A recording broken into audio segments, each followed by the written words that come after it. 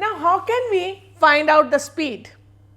When we talk of speed, what we are actually saying is it is total time taken, it is the total distance covered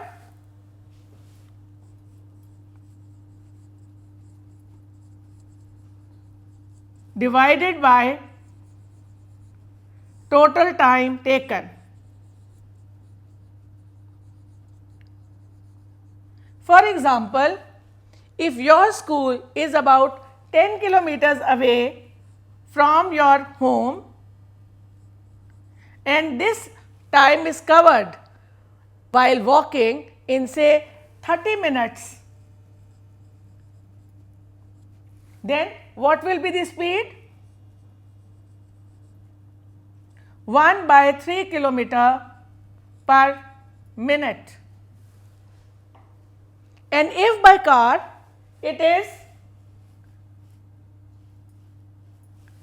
10 kilometers in 10 minutes, then the speed will be 1 kilometer per minute. So, speed is an area of distance covered and time taken. Now, let us define speed. Speed can be defined as distance covered in unit time.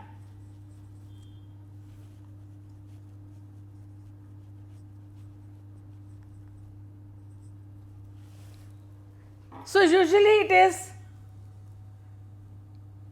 described as meters per second or meter per minute or kilometer per hour.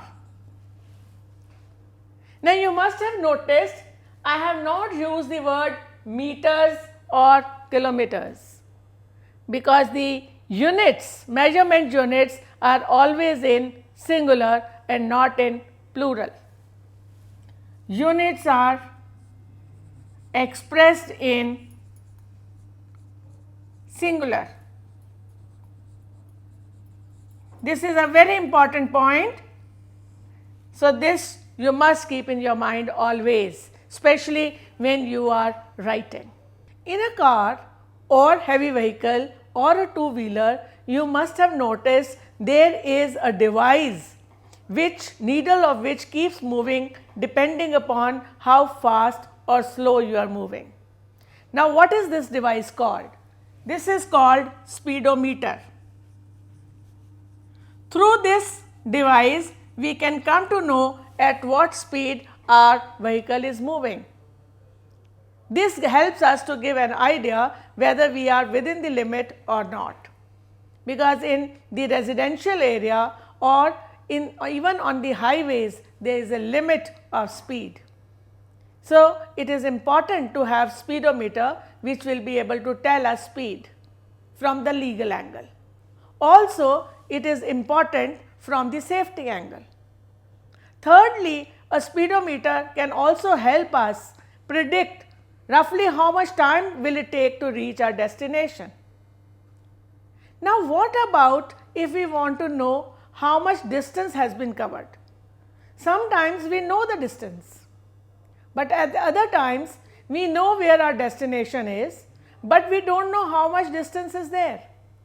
Then how can we come to know how much distance have we covered? There is another device which is called odometer. Odometer tells us about distance.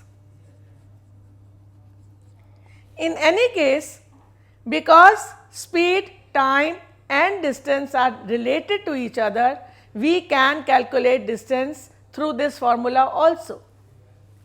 Distance covered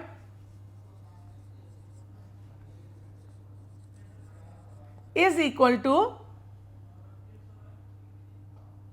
time taken into speed.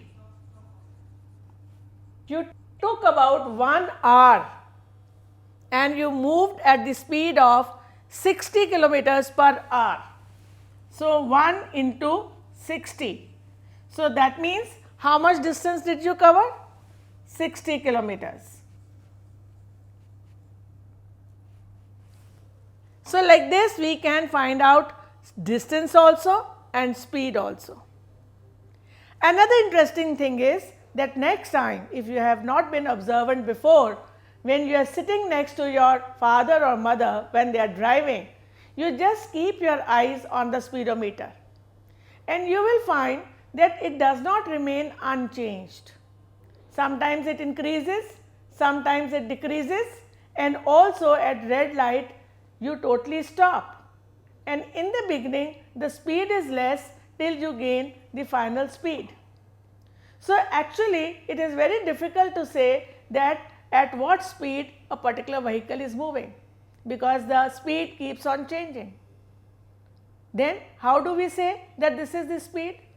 Actually, when we talk of speed, we are talking of average speed. This 60 kilometers per hour is only the average speed, because when we are calculating, we just divided distance by time, total distance. We did not say for 5 minutes, first 5 minutes the speed was this much, then it became this much, and so on.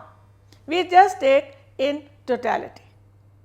Another important point is whether the motion is uniform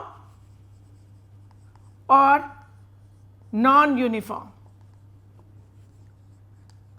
As the name suggests, uniform means constant motion and also in a straight line, while non-uniform is not in a straight line and speed is not constant.